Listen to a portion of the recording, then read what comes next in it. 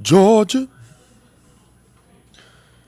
Georgia, the whole day through.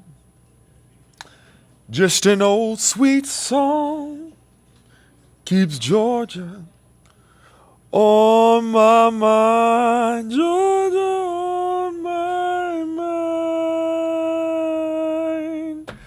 Happy Friday, everybody. I don't know why I just broke into song there.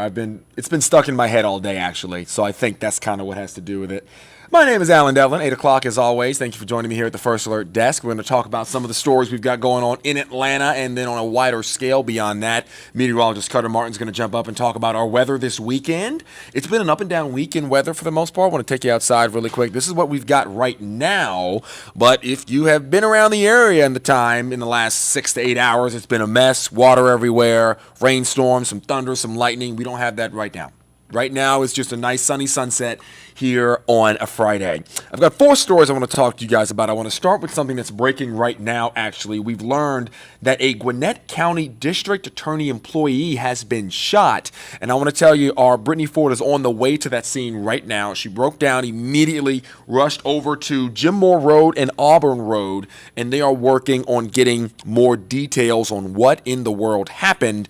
And how this employee got shot. We don't have any information right now. The Gwinnett County Police Department said they're sending somebody to be able to provide us with info. Once they tell us, we'll be able to tell you. No condition or identification when it comes to that employee, the district attorney employee that was shot in this case. But Brittany Ford, again, is on the way. She'll have a live update beginning at 9 o'clock on Peachtree TV. Be sure to tune in. The next story I want to talk to you guys about here is one out of the Athens area.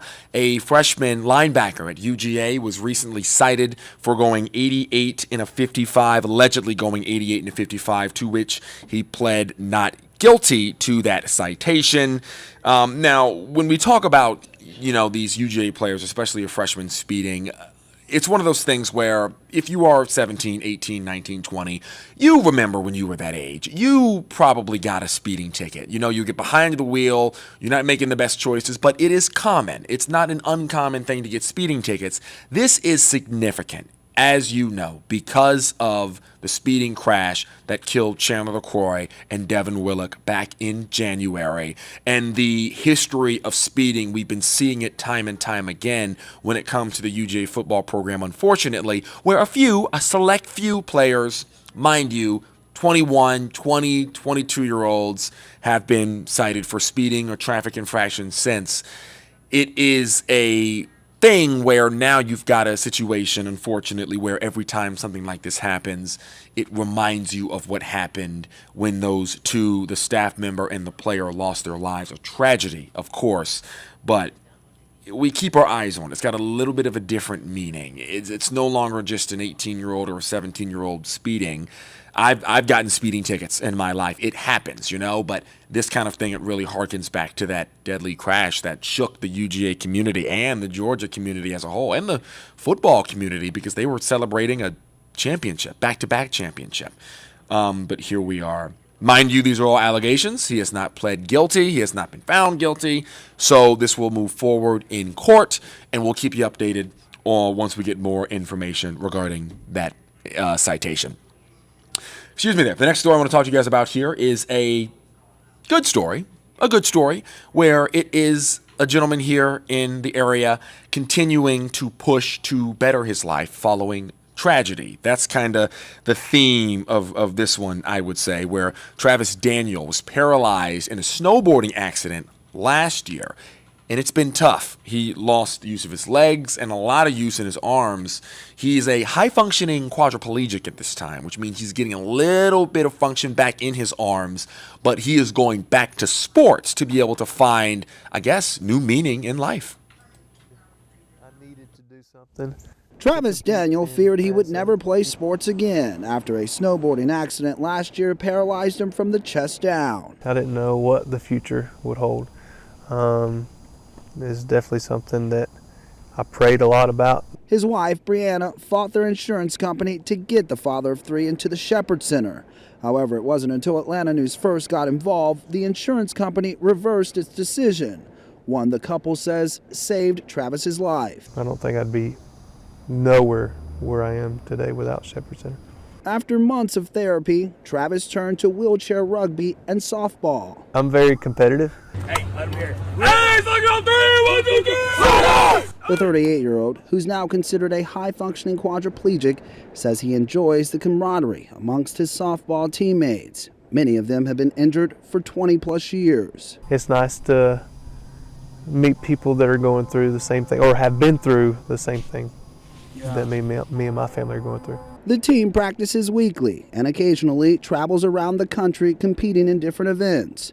They recently won a tournament in South Carolina. It's like I have my husband back. Brianna and the children continue to be Travis's biggest cheerleaders, a family making the best of a challenging situation. He's really taken advantage of all the opportunities given to him, and so I can't thank y'all enough for all that. Nobody knows what your future holds, so for somebody to say you can't do this or you won't do that, don't let that, affect you. Zach Summers, Atlanta News First. No excuses. Took a really, really unfortunate situation, turned it around, and it's continuing. Like you just heard her say, I feel like I got my husband back. There's a lot of weight in those words where the man that she married, that she has children with, is returning to what he was before that accident. And again, that was Zach Summers reporting, and because of that follow-up and that effort between himself and the Shepherd Center and Zach Summers, they were able to make this transition into a new life smooth but meaningful.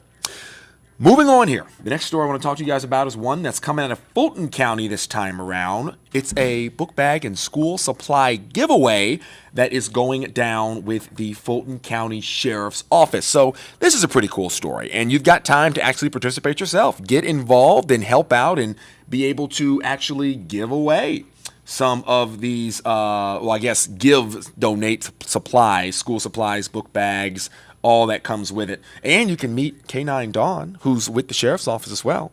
They're collecting things like pencils, glues, actual book bags, crayons, pens, paper, binders, anything you can give to help participate, to help give more to the kids. That's what they want right now.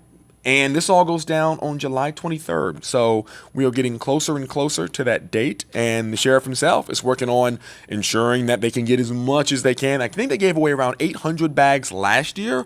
They want to up that number to about 1,500. So almost doubling it. And you can help out. Here's Sheriff Pat Labatt talking about it a little bit. Look, it's a building bridge from our community to law enforcement.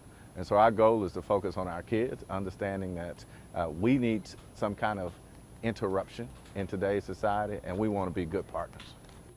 And good partners they will be. So again, this is all going down the 23rd. You can donate things directly to the Sheriff's Office right now, or if you're one of those families in need, it is first comes, first served. Supplies are limited, so ensure that you get out there 10 a.m. on the 23rd.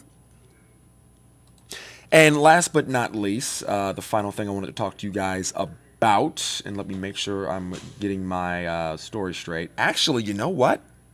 We got through them all. That was it. It was 4 today. I got my numbers mixed up. That's the last thing I wanted to talk to you guys about, so we're going to end it there and begin walking into our weathercast. We've got meteorologist Cutter Martin. Cutter, are you on Max 2 still?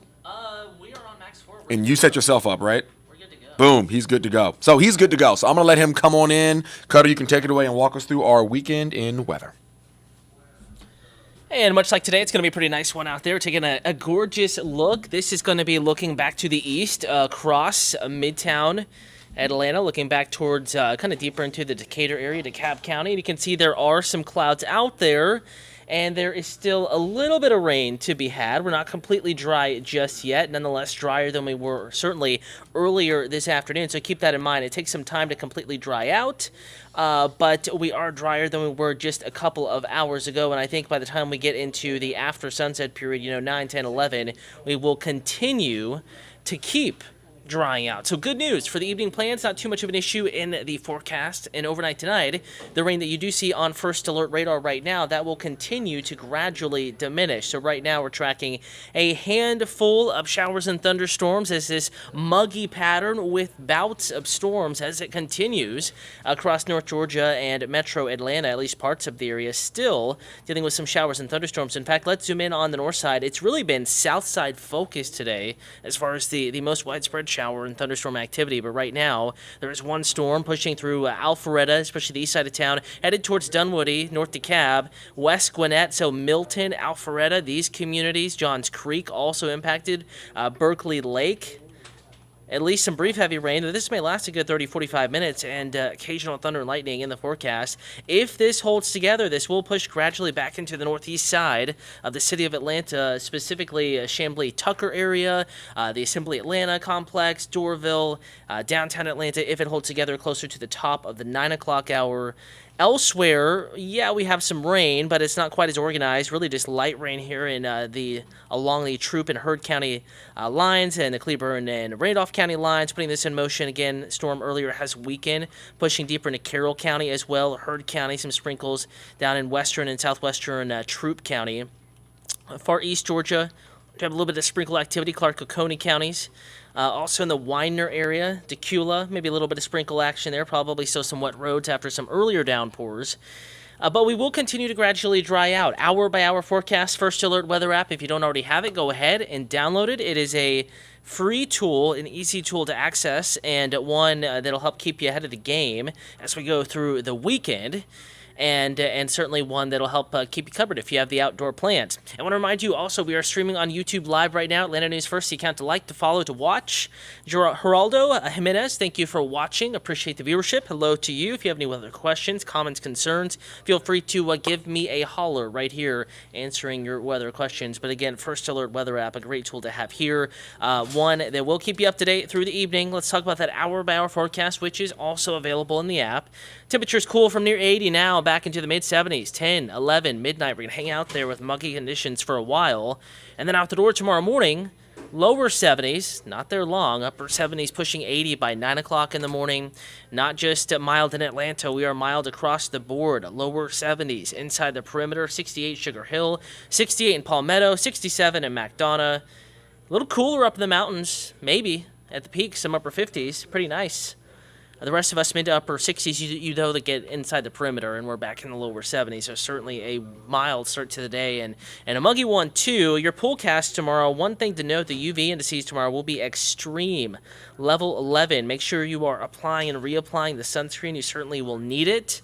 Don't want to get a burn, especially early in the weekend. Saturday, sunburn's never good, right? So make sure you're lathering up, you're keeping covered, finding shade when you can, and also be aware there will be a chance of some showers and thunderstorms tomorrow.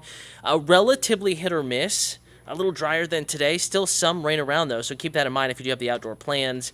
High temperatures across the board. I think most are in the 90s. 92 Atlanta, 90 in Gainesville, Athens 92, Rome 90, Noonan 89, and in many places it will feel hotter with the moisture in the air, that humidity factored in. So keep in mind, that's what you're dressing for, that's what you're preparing for, what it feels like, not just the actual temperature.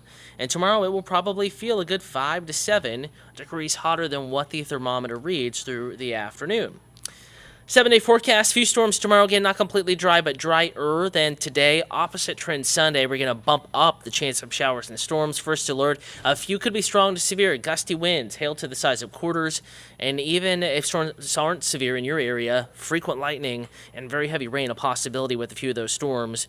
I think wettest Sunday afternoon, more so evening, kind of an evening greatest storm threat there for maybe the grilling, the dinner plans. And then Monday, we're going to gradually dry out a bit. That greatest rain chance could actually come early in the day, shifting south of I-20 into and through the afternoon. And then not only drier Tuesday, Wednesday, but feeling drier as well. It's one thing to drop the rain chance, but to be able to drop the humidity as well. Tuesday, despite the 91, may actually feel quite nice compared to what we have been feeling and dealing with. And then a few storms, humidity back in the forecast Thursday and Friday. And that's pretty much the forecast, everybody. Geraldo Jimenez, thank you for watching. Anyone else, if you have any weather questions, comments, concerns, you can always reach out to any member of the weather team. Myself, Ella Dorsey, Patrick Pete, Fred Campagna, Courtney Jacobazi. We have First Alert Chief Meteorologist Jennifer Valdez, and, of course, Rodney Harris. Here to keep you updated. Reach out to us on social media if you need any clarification. We'll keep you updated at AtlantaNewsFirst.com and in the First Alert weather app in the meantime. Time now is 8:16. In about 45 minutes, we're on Peachtree TV, 9 o'clock hour, back there at Atlanta News First on Peachtree TV for 10 o'clock, and then back on WANF at 11. We'll leave you with this live look at a gorgeous, kind of sunlit and golden Midtown Atlanta. Have a wonderful rest of your evening. Keep an eye on the weather app if you have outdoor plans this weekend.